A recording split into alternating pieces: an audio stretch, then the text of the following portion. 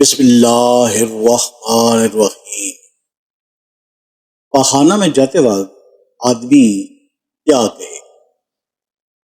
زید بن ارقم رضی اللہ تعالی عنہما سے روایت ہے کہ رسول اللہ صلی اللہ علیہ وآلہ وسلم نے فرمایا، قضائے حاجت پیشاب و پاخانہ کی یہ جگہ جن اور شیطان کے موجود رہنے کی جگہ ہے۔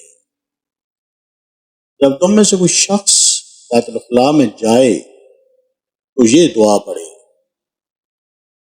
اعوذ باللہ من الخبث والخبائث، میں اللہ کی پناہ چاہتا ہوں ناپاک جن مردوں اور ناپاک جن عورتوں سے۔ اللہ تعالیٰ ہمیں احادیث سے مبارکہ پر عمل کرنے اور اس پیغام کو ہر انسان تک پہنچانے کا ذریعہ بنائے، آمین یا رب العالمین۔